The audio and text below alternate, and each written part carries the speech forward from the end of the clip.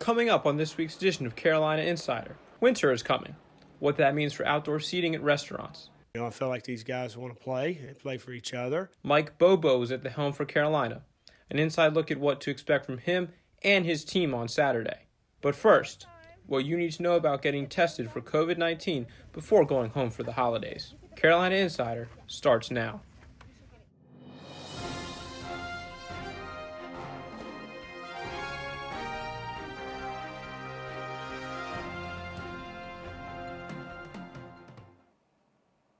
Hello and welcome to Carolina Insider. I'm Forrest Tucker.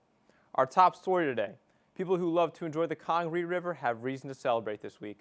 The Department of Health and Environmental Control and Dominion Energy have now formal plans to remove toxic coal tar from the riverbed. In a meeting this week, DHEC released those plans to the public. Dominion plans to dig out the tar-like material from the Columbia side of the river and then put a cap on it. The pollution came from an old SCE&G gas plant. The project will begin once it's approved by the Army Corps of Engineers and is expected to be done by 2025. In other news, as USC students head home for the holidays, DHEC is also encouraging everyone to get tested for COVID-19. The university will offer both saliva and nasal swab testing into the weekend. You can get a saliva test from 9 to noon both days this weekend on Davis Field. You can get a nasal swab at the health center from 2 to 6 only on Sunday. In the meantime, here's what the case count looks like based on the most recent reports. USC has 72 total active cases, most from students. In Richland County, about 1,000 people tested positive in the past 2 weeks. Statewide, they're seeing about 1,000 new cases a day as of Tuesday. That's almost a 14% positive rate. With a global pandemic and cooler weather here, restaurants everywhere are taking actions to extend the outdoor dining experience. But as I found out this week, colder weather does not necessarily mean there will be less seating outside. Walking in, firecracker shrimp. Inside the kitchen at Blue Marlin, it's pretty hot. But outside, the weather is getting colder. 60% of Blue Marlin's business is solely on their breezeway. During the winter, more people may want to dine outside. That's why Director of Operations Rachel Hawkins is expanding outdoor seating.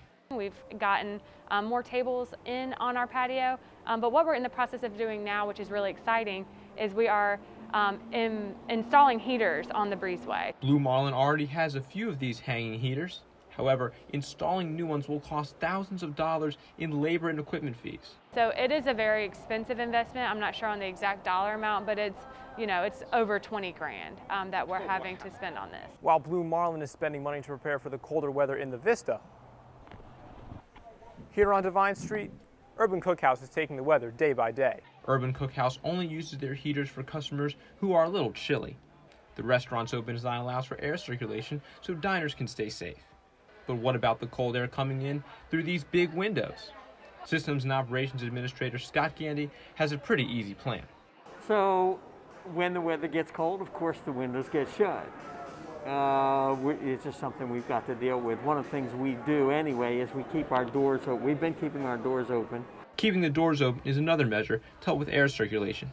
This leaves more time for Gandy to focus on what matters the most. Business is doing well, and people are happy with us, and that's what matters to us. We want people to feel welcome. A study conducted by the National Restaurant Association found that almost half of full-service and a quarter of limited-service restaurants are taking action to extend the outdoor dining season. Restaurants aren't the only ones making big changes. Changes coming to Williams-Brice Stadium, too. Here with today's Garden Report is Tom Santaniello. Tom? Thanks, Forrest. There will be a new man in charge when the Gamecocks take on the Missouri Tigers tomorrow. They'll be led by Mike Bobo. Bobo is serving as the team's interim head coach the rest of the season after being the offensive coordinator most of the year, after head coach Will Muschamp was fired earlier this week. Bobo will face an uphill battle, though, as the Gamecocks had 4 players opt out this week, including starters J.C. Horn, Israel Mukwamu, and R.J. Roderick. Bobo isn't focused on who isn't there, though. He says it's all about the guys who want to be there. And the people that are in this room today showed up and are ready to go to work, and we're going to put our best foot forward and put our best effort on the field on Saturday. The Gamecocks will turn to those still with the team to try to snap a 3-game losing streak. Kickoff is set for 7:30 at Williams-Brice Stadium. Back to you, Forrest. Thanks, Tom. If you don't want to watch Carolina football, then there's plenty to do on Gervais Street this weekend. Columbia's annual holiday festival, Vista Lights, runs through Sunday. If you've never been, the shopping and dining event features specials from many businesses, including craft axe throwing, sake tumi, and grill marks. Also, the Christmas tree on Lincoln and Gervais Street will be lit all weekend, so don't miss your chance to snap an Instagram-worthy picture. That's it for Carolina Insider this semester, a student production here in the Kennedy Greenhouse studio in the School of Journalism and Mass Communications. Thank you for joining us. Have a safe and happy holidays. And a new group of student journalists will be back here in the spring to see you.